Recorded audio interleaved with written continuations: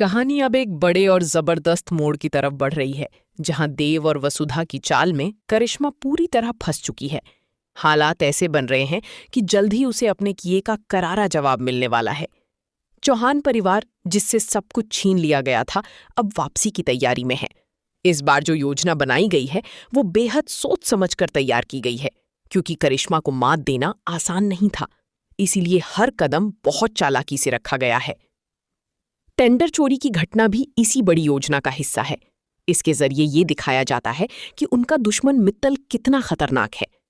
करिश्मा, जो पहले से ही चौहान परिवार के खिलाफ है, इस जाल में फंसने लगती है।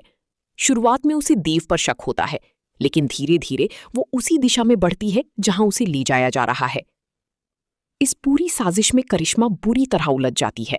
दूसरी ओर संतोष इस बात को लेकर चिंतित है कि चंद्रिका ने वसुधा को अपना लिया है और इसी वजह से पहले प्रभात की जान पर खतरा आया था।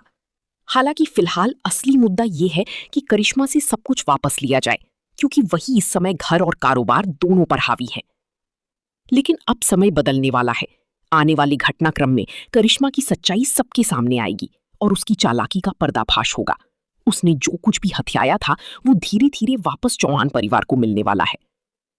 कहानी में सबसे बड़ा खुलासा ये है कि मित्तल कोई और नहीं बल्कि प्रभात ही हैं, जो भेष बदलकर वापस आए हैं। एक तेज तर्रार बिजनेसमैन के रूप में वो करिश्मा के सामने आते हैं और उसे एक ऐसी डील में फंसा देते हैं जिसमें वो खुद ही अपना सब कुछ दांव पर लगा देती है। करिश्मा को ये एहसास तक नहीं होता कि वो जिस पर भरोसा कर रही है वही असल में चौहान परिवार का हिस्सा है और उसी के जरिए उसका खेल खत्म होने वाला है। अब तक खुद को बेहद चालाक समझने वाली करिश्मा अपनी ही चाल में फंसने वाली है। उसकी यही ओवर कॉन्फिडेंस उसकी सबसे बड़ी कमजोरी बन जाएगी और अंत में वो सब कुछ खो देगी।